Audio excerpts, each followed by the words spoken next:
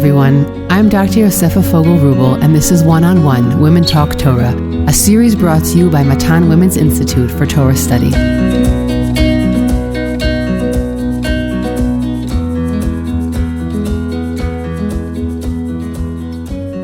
Welcome back to Matan's One-on-One podcast, where we spend about 30 minutes highlighting deep thematic points about the Parsha. If you would like to sponsor a podcast episode in honor or memory of a loved one, please contact the Matan office via telephone or email us at podcast@matan.org.il. For those of you new to the world of Matan, we are a dynamic, broad-based institute with intensive Beit Midrash programs and a wide array of innovative and challenging learning opportunities for women of all ages and from all backgrounds. Matan was founded in 1988 by Rabbanit Malka Bina, today Matan's president, and Dr. Yael Ziegler is Matan's Rashat Beit Midrash and its academic director. Matan has multiple branches all over Israel. Matan has an open and nuanced approach to Torah study. Our Batei Midrash create an atmosphere that encourages independent thought, inquiry, and discovery. Check out Matan's website and social media platforms for more information about Matan and ongoing programming. Our series on Shemot focuses on identity and nationality formation. We're going to try and address the big biblical themes of slavery, redemption, society building, and commitment to a binding code of law, as well as explore together with our guests how we can anchor these ideas in our modern lives. Before moving on to this week's Parsha, I want to bring us into the setting and stage of the book of Shemot. We've moved away from the family and onto the national plane. Paro is the first to call the Israelites an Am, a nation. Often it is those on the outside who can identify evolutionary change that has overcome another. As God promised Abraham in the covenant of the pieces in the book of Breshit, we have proliferated in the land of Egypt, in a land not our own, and become a real force to reckon with. However, it will take time and some foundational events for the Israelites to shed their slave mentality and become the arbiters of their destiny. I opened our Breshit series with the words of Rabbi Sachs, and will do the same here. I quote from his introduction to Shemot.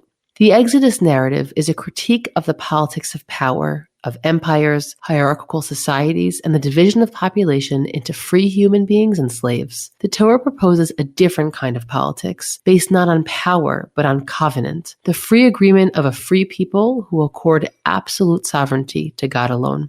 From a geographical standpoint, Shemot can be divided into three sections. Chapters 1 through 15 take place in Egypt, 15 through 18 on the way from Yam Suf to Sinai, and 19 to 40 take place in Sinai. From a content perspective, Shemot can also be divided into three, wherein the people are founded in three stages: the Exodus, the Sinai experience with its law-giving and covenant formation, and the erection of the Mishkan. We will go deep on all three of these stages as the episodes progress. Parshat Shemot opens with a summary list of Yaakov's descendants who come to Egypt. This retrospective glance provides context and appreciation for the intense population growth the Israelites experience in Egypt. We meet the amazing female cast of characters who literally and figuratively midwife the redemption process. The midwives of the Israelites, Moshe's mother and sister, and the daughter of Paro who defies her father's decree and saves the Hebrew boy. Once Moshe evolves, displaying his justice-seeking spirit, and marries Zipporah, God hears the cries of the people and begins the process of removing them from Egypt.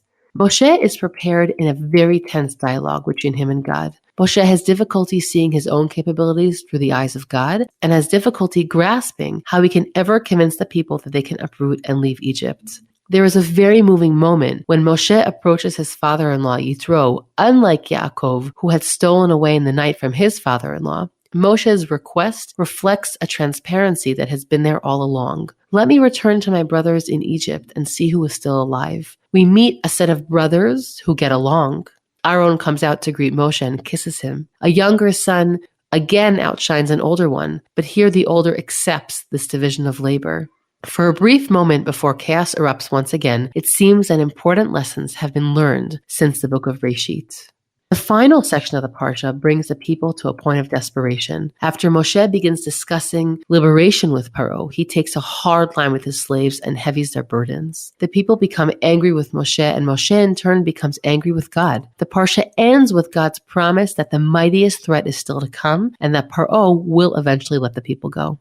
One last unusual introduction. When I recorded this episode, I had a terrible cold. While I usually record the introduction and the episode together, I wanted to spare this important introduction for my congestion and kept waiting to record it. Unfortunately, Still, a week and a half later, I can't seem to shake this cold. So here you have it, both the episode and the introduction, congestion and all. I pray to return for our next one with my usual NPR voice. Happy listening. My guest today is Rav Mike Feuer, who has pioneered a new approach to Jewish history through his podcast, The Jewish Story, and is the co-author of the biblical fiction series, The Age of Prophecy. He's also a spiritual counselor working with individuals and couples. Welcome, Rav Mike, to the podcast. Thanks so much for having me. I'm happy to be here. You know, you were recommended long ago by one of our most devoted podcast listeners.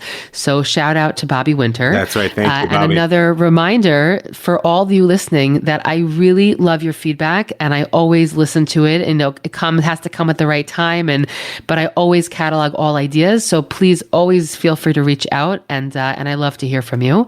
Now, Rav Mike, one of the reasons why I wanted to have you on for these early Parshat of the book of Shemot, and as we open up our new series, is because this topic of memory, which is so essential to the Exodus experience, and I'm sure we'll get into that, is one that I know is also very close to your heart and the work you do and the podcast you produce.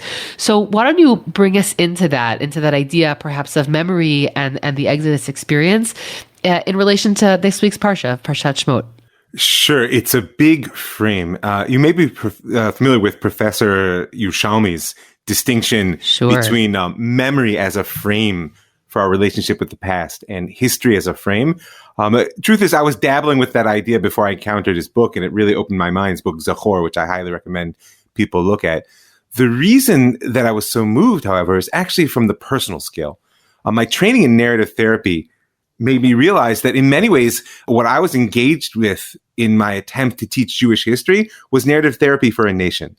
What do I mean? What I'm trying to do is tell a story of the past that creates a present identity, which is really equipped to build a future that we actually want to live. So often, the way we tell the story of our past, both personally and nationally, is deeply rooted in our traumas. It's rooted in, let's just say, limited conceptions.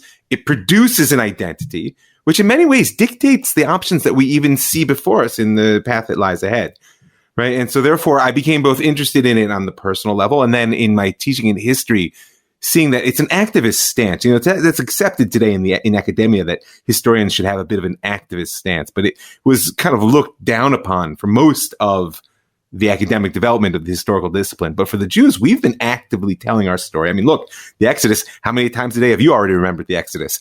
Right? Today I'm speaking, right? A whole bunch. Yeah, exactly. It comes up everywhere. It's a game I can play with my kids. Like, how many times did you remember the Exodus today? And they'll pop up with however many numbers they get. And this tells me that we're meant to have a constant engagement with the past, which goes well beyond history and goes deeply into this sort of agency we gain through active memory. Yeah, it's interesting because if I can just give us a bridge to the end of Breshit Parshiot, which is at a topic, I mentioned it very briefly, but really never had a chance to go deeper in it, is that Yosef himself, as he tries to pull the pieces of his life together, creates his own frame. And this very much speaks to, the stories we create, the stories we tell ourselves. He said, you guys meant to do real harm, but God had another plan. And that reframing is essentially telling a different story, right? I'm choosing to look at the events of my life and frame them in a way that's so different. And I agree very much just on the counseling or the meeting other people or students.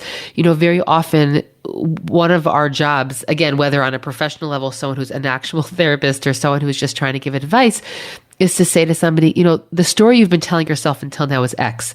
The question is that story is still true for you at the moment, or it's still serving you, right? Those are real personal questions that people have to come up against and sort of deal with at different points in their life. And so I'm really curious how this intertwines with our identity as a nation and how that relates to our beginning, to wade through the story of the Exodus. Well, it all hinges around the strange meaning of this word remember, right? Because if you take it apart, I think it actually offers a much greater understanding. To remember is to reattach the pieces of something into a new whole.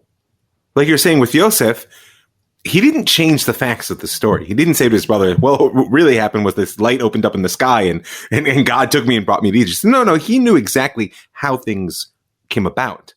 But by putting together the very same event in a different frame, as you said, a new story emerges. And most importantly, he's newly empowered to actually take action. And we see this very clearly in the first appearance of the word memory, to stick with a foot in Breshit for a minute, right? It first appears in the story in a lead up to Noach's, right, sort of a great revolution of a new humanity. It's there in Breshit in the 8th parak, where it says, "V'yizkor Elohim et Noach, v'kol chai asher v'kol behema v'chulei." Right? God remembered Noach. It's an odd thing, as if God had forgotten. Like, oh my God, Noach, I left him in that ark. It's been raining for weeks. Like, what? It just doesn't make any sense. Aside from the sort of problem of God forgetting, biblically speaking, as you well know, that's not such a problem. But just conceptually, what does that mean? What it means is that God had a moment of deep identification with Noach's experience. And in that moment of deep identification, God was brought to action. And because this is how memory functions. This is why we're meant to remember the Exodus. It's not a, check the box. Did you remember the Exodus today? Right? Have you done your factual review of the past? The question is, have you allowed the depth of that experience to touch you right now? And by remembering, by reattaching, by identifying deeply with some formative element of our past, how does that affect me as a person, as a people? And how does it guide my action, of course, toward the future? That I see to be the core meaning of the word. You know what I also was thinking when I was looking at that pasuk is that sometimes the narration in the Torah is meant to take the perspective of God. And I was wondering if in that moment it actually takes the perspective of the humans, meaning when we feel that God has abandoned us, we feel forgotten, right? Like God, he's right. The Hester Panim is a feeling of, I've been looked over. No one sees me right now. No one sees me in my difficulty. And the Vayizkor, maybe, which you're describing from God's perspective, and I'm throwing in the possibility that maybe it's a word that describes the internal recognition of the person themselves, who all of a sudden feels the divine attention being put on them. Oh, God remembered me. Yeah, I've been hanging in this rain and in this flood for a long time. And now, there's something has changed in the providential relationship, and God now sees me. So I don't think that I don't think they're mutually exclusive. I think that they're two possible perspectives on the same idea. I agree with you 100%. And both of them pave the way for greater agency. I mean, obviously, divine agency is unconstrained. It's just a question of when God does or does not exercise, right? But when it comes to humanity, the greatest enemy to our agency is feeling forgotten, is feeling that sort of the waters of the flood, as it were, for Noach, or the great empire of Egypt is simply so large that we have no agency, we have no action, we can't do anything. But the feeling of being seen, that God knows, if we look at that key moment in our Parshat, right? God knows, God remembering, God knows. That's enough for us to gain a platform that our lives matter, our actions have impact, that the choices that we make in light of who we were in the past give us the power to forge a path forward to a new future. This is really the power of memory, and which is why it's both transformative and, for many people, prohibitive. We get weighed down very quickly by our memories. I think also another piece that I think about, I believe this is from Rabbi Sachs, but we've sort of been dancing around it, that history is an event that happens to somebody else, right? It's his story, not in the feminist sense of his story as opposed to her story, but the second person, right? It's third person. Exactly, the third person. While memory is something that happens to me, right? It's part of my consciousness. It's part of who I am. And that really relates to that part about agency, that when something becomes part of my memory, right? If here we're speaking about the Exodus experience, then it becomes something that I can act with. I can use that. It's in my pocket, and I can move forward with it. So I think that also that differentiation between history and memory is always something that's very powerful for me. Well, I'll give you a trick question to demonstrate what you're saying. Does your memory exist in the past or in the present? Oh, I think it's both. It's rooted in the past. Well, nothing exists in the past. Right? Memory exists in the present. You're constantly reaching backwards. Let's leave aside the question of filters, what we actually remember, how we remember. Those are complicated questions, but you're reaching backwards to reattach in the present. Except there's a problem. I told you it was a trick question. You know why? You know what that was? I'll do it again. That was the present. Right? And unless you do tremendous amount of mindfulness meditation work and you're incredibly focused, the present is a fleeting phenomenon. So the reality is that memory is future oriented. We live in a tension between how we relate to our past and how we relate to the future, be it anxiety or anticipation, depending on what side of the bed we got up on, right? And so therefore, we're in a constant activist process of reconstructing the past in a way in which will help us navigate the future, which we either fear or anticipate. And that's why we see, at least in reference to God, memory, the word liskol, is always associated with redemption, be it personal or national.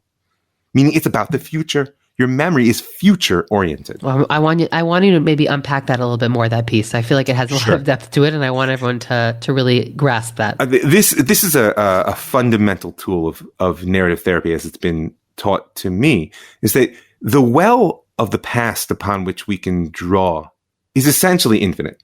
Right? I could, if I was a computer that had been recording everything that ever happened to me, plus, of course, we're speaking about the Exodus here. So, right, I happen to have been teaching for almost 15 years the story of Jewish history, starting from Daniel through to the present. I mean, I could rattle off dates, names, places. It's without end. The question of what we remember, not just what we choose to remember, what even is available to us, has more to do with who we are today than it has to do with what happened to us in the past. Right? We're constantly trying to create a base for the identity of who we are, how we got to where we are. Most of us are hopefully trying to feel good about who we are, although unfortunately that's not always true for folks. But, and in doing that, we are subtly but constantly orienting ourselves toward where it is we want to go. Because identity is never static. Right? So therefore, as we remember, as we reach to the past, either in this formalistic sense that I remembered the Exodus for Egypt when I said Shema this morning, and I'll do it again tonight, and it's a formal sense that that's my frame. Except, what difference does it make what happened in the past? Well, what's the answer? It's because it's the model for the redemption that, please let it be soon, we're going to see in the future.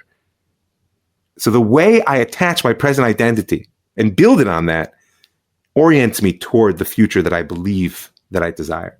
That make more sense? Yeah. And so my question is, if I bring us back into this week's Parsha, what are the pieces from the past that God wants us to take with us? What do we want in that suitcase of ours if we're looking at the creation of our memory as something that creates agency, of something that is an active, right? That, I think, so far to me is the biggest piece here, is that we're really discussing the fact that the concept of memory is an active process more than we realize. So what is it that you see as reflected in the Psukim in this week's Parsha, or in coming Parshiot, that's sort of the way that God wants to mold that experience? Well, I would say it's important to note that the vessel for memory is family. Really, in this week's Parsha. I mean, the fact that we call it Shemot, and we start with the reintroduction in this transition between the sons of Jacob and the children of Israel, right? It's a very important switch which is happening. It's an attempt to avoid the sort of homogenization and the overgeneralization that can happen to us that really waters memory down. Right? Memory has its power in the specific. And yet, the specific is always limiting. So when it comes down to it, after we get the names of the brothers and the review and the tribes, we get, right, Ish Levi and Bat Levi, right? These nameless people who come together so that the process of redemption can start to come to fruition. So there's a tension in memory between, I would call it the specific and the general. You want to remember that we're part of a family. And, family's that thing that when you close your eyes, it doesn't go away, right? And because of that level of commitment, whether it's a chosen one or one enforced on us, it's a powerful vessel we hold together. And I think another thing that we see that we're meant to take with us, as you said, is the crucial nature of individual evolution when it comes to paving the way for national redemption. We suddenly go into the story of Moshe, right? Moshe, who is both from the inside, he's from this sort of the priestly family, but he's completely from the outside. He's raised, amongst the Egyptians.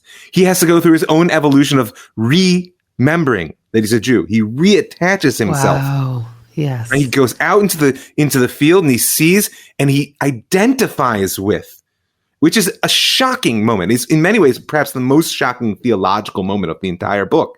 Why does Moshe identify with the oppressed in that moment? Even if he knows he's a Jew, we know that plenty of Jews in those situations hide their Jewishness. We run from it. We become, God forbid, the worst of the oppressors even. We know our history. This not at all what Moshe does. He has a deep identification, one which causes him not a small amount of trouble for the rest of his life, right? He's constantly saying to God, I don't get it. These people hate me. I'm trying. But it starts there, I would say. I mean, there's much more, but... So, two thoughts came up for me as you were describing that. The first is that the psukim that come at the end of Perek Bet, okay, which you had sent to me in our correspondence before we recorded, it's sort of looked at by many academics as sort of like these transitional psukim, and it says in Perek Bet pasuk Kaf Gimel, וינחו בני ישראל מן העבודה ויזעקו ותעל שבתם אל אלוהים מן העבודה. Okay, that basically what happens that at this point, whatever Pharaoh he is dies, and we start suffering and actually utilizing our voice and expressing our suffering. And eventually that cry goes up to God, it reaches God. וישמע אלוהים את נאקתם, ויזכור אלוהים את בריתו, את אברהם ואת יצחק ואת יעקב. Right, God hears us, and then there's of course that key word of God remembers. Here it's the brit that he made with our forefathers, which said that we would suffer, but there would be an end to that suffering, which is, I believe, the brit that's being referred to here. And then it says, Vayar Elohim et bnei Yisrael, vayeda Elohim. Okay, God sees them, and then he knows them. Now, there's a whole podcast episode just here on looking at the verbs in these three psukim. Question. Okay, but the one point I want to bring up is that to go back to your point about family, is that I've often read this passage because it comes at the end of the story of Moshe being adopted. Okay, what happens there? We have all these women who see the suffering of this child. And mostly we also have Bat Paro. Okay, we have Bat Paro who sees the suffering of this Hebrew child and does the opposite of what makes sense. It goes against her father's decree. And we have this many times in Tanakh, where God does an action that to a certain degree mimics the actions of the humans that come before. The word vayar, to be seen, which can be a somewhat banal verb, is used many times in the previous perek, specifically by these women. And so after they notice Moshe, they notice suffering, and also in our perek, we have Moshe, as you said, who sees the suffering of the oppressed. It's the same word of vayar. And after God sees, you know what? Amidst all this evil, we have a few people here who are able to see beyond that. Bat Paro could see the suffering of a child. Moshe could see the suffering of the oppressed. Now I am ready to see the suffering of Am Yisrael. I'm ready to pay attention to it. And it brings me back to that point that I love that point you made about family, because I think this chapter really proves it, because it first starts with seeing within the family of the adoptive mother, right? Of Moshe seeing his brethren. It goes from internal family to the national family, and then God sees Am Yisrael. And so there's sort of like this opening circle, and that I was thinking about that when you brought up the idea of family. I want to respond to your second point about individual evolution, but I feel like you have a thought that you want to share. There's two things. First of all, it's beautiful that what you're pointing out is that in many ways, the quality of identifying with other beyond expectation through boundaries is one that Moshe learns from Bat Paro. That I hear that point that you're making, which is really just a beautiful thought that could be sat with. The other one is that, Maria Montessori, the founder of the Montessori approach to education, says in the introduction to one of her books is that we only see that which we're ready to take responsibility for, right? Because we walk through the world with many filters, some of them intentional, some of them not. And the type of memory we're speaking about, the identification with, that leads to action, whether on the personal level of moving toward the future or on the divine level of redemption, is a taking of responsibility, which is forced by a deep identification with. If you really identify with the suffering of Am Yisrael, that's what I would say. What does God remember this brit? He hadn't forgotten the brit. God attached to that essential aspect of brit, which isn't a give or take, you do X, I'll do Y, the covenant side, but is the essential relationship where family. God says, "Well, my family is suffering. We're not family if I don't do something at this point." Totally. And the other point that I wanted to I wanted to think about with you is about the individual evolution. Now here, I don't think that it reflects back on God, but when you speak about Moshe evolving, which again, another podcast episode of the evolution of Moshe as he's born has 3 vignettes that are recorded about him and then eventually finds himself in Midian. But through that point about individual evolution, Moshe, I want us to notice that Moshe is essentially being used as a microcosm for Am Yisrael, meaning Moshe, for all different reasons, it's essential that he basically grew up being an insider/outsider. It enables him to sort of, right, when you're too in the inside, you can't see an event, you can't see broadly. And there was something essential about Moshe having grown up basically on the outside, but in enough so that they'll respect him, so that he can zoom out in a way that a slave would never be able to do, right? That's Ibn Ezra. It's a few other Parshanim there. But essentially, he becomes the model for what we have to do as well. And that goes back to the agency. You can only take agency, Am Yisrael, for your life when you're able to step out of it for a moment, right? That's what we need when we take agency. We need to be able to say, I've been functioning like this, but now I need to rise beyond it and then move forward. And so Moshe, in those early chapters, through his, penchants for justice and his inability to see people suffer, and his identification with the weak, and his, of course, coming to a well, because in good biblical fashion, he had to meet his wife by a well. But practically speaking, I mean, it's kind of where you got to be, otherwise you die. Exactly. And then, of course, to be a shepherd, which is also critical for God's leaders to be shepherds. But this piece about individual evolution, I think, is also to go back to that point about the agency and memory and it being an active process is also really essential, because it's really what we have to do as a people, and we first meet it in Moshe as our leader, but ultimately we are going to have to adopt that stance. It doesn't happen right away. We're very dependent, kind of whiny nation for a while, but ultimately we're going to have to adopt that stance. And ironically, a lot of it is actually going to have to happen through a generation that wasn't those who were taken out, because just like Moshe has to be somebody who's the inside but the outside, ultimately when we do gain our independence in Eretz Yisrael, it'll mostly be of a generation of people who weren't part of that initial experience, and I think for a similar reason. I mean, theology aside, I would argue it only could have been that way. Why? There's a process that I call historical mastication. It's an awkward term, but it fits, meaning it's how do you chew and swallow what history shoves down your throat? Now, as a people, we could ask that question, and you can ask it as an individual, right? The bottom line of what I hear and what you're saying is that ultimately our suffering is meant to become a source of positive identity, right? But the process by which that takes place is a lengthy, difficult, demands agency, it also demands grace. It doesn't always work. I mean, in many ways, you can look at the travel through the Midbar and perhaps even the whole Tekufah of Shoftim, right? The whole period of the Judges as part of this historical mastication. By the way, we're going through it today as a people, the memory of the Holocaust, right? We're just getting to the point where the survivors, the ones with us, should be healthy and well, but will no longer be there to bear witness, which is a different stage. Once you're no longer there to bear witness, there's only memory. And then kicks in the question, what does this memory serve? Is it a base for positive identity? I mean, I don't think most people are prepared to think about the Holocaust even still as a source for positive identity. But the reality is, if you don't digest the tragedies in your own life and in your historical life and use them as a base for positive identity, you will choke on them. Your kids ever dance around the Seder table singing Power B'Pajama Be'enza Laila? Obviously.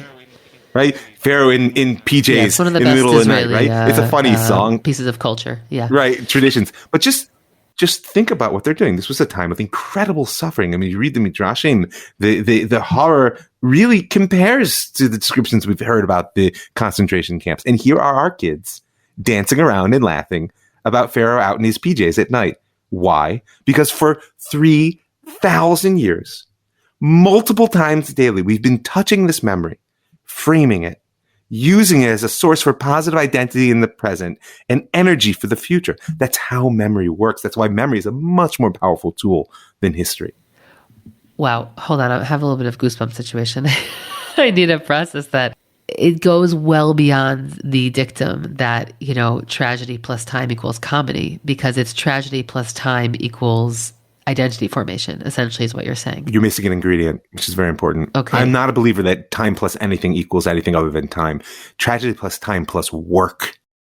The wisdom of our sages, in the way in which history is so profoundly and at the same time delicately woven into everything we do. Our stories are woven into everything we do on the personal, on the national, on the communal level. Don't miss that piece, because without that type of work, which is, please God, we should merit to that type of sort of psycho-spiritual guidance in our generation. It's one of the things that we're not yet prepared to engage with something like the Holocaust. And by the way, if you notice, the memory of the Holocaust has a profound impact on present identity, and almost in a fatalistic way dictates certain futures, many of which I'm not interested in. This is why I call what I do narrative therapy for a nation. I'm not changing any facts when I tell the Jewish story. I'm trying to frame them in a way in which that allows us to live in a world that we merit, not just desire, a redeemed world.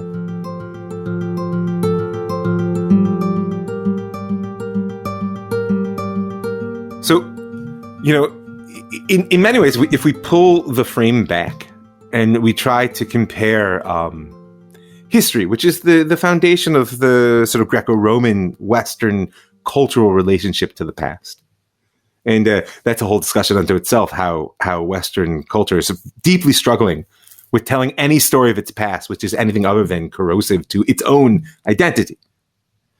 But the hallmark quote is George Santayana's, "Those who don't remember the past are doomed to repeat it." I think I should probably say it. "Those who cannot remember the past are condemned to repeat it." Sorry, that's the proper quote. B'Shem Omro and all that, right? But condemned. You hear that? There's a fatalism, which memory is meant to save us from, but it's an assumption that the world works in cycles. We're called to a much more consciously active stance on our past, right? So I compare it to the quote from the Baal Shem Tov, which is that, as he says, and it's so important to me as both a personal counselor and as a teacher of our history, he says, "As with an individual, so it is with humanity. Exile flows from forgetting, and redemption from remembering." Now, exile on the national scale is the belief I belong somewhere else, right? That's really at its core. I belong somewhere else. On the personal scale, it's self-alienation. This is not who I'm meant to be. When I sin, when I fail, when I make bad decisions, I'm alienated from myself. So how does memory get me to that redemptive stage, be it as a national entity in our land, reflective of the divine intent, and not just simply taking refuge from being somewhere else, right? How does memory serve that? Because memory tells me who I am.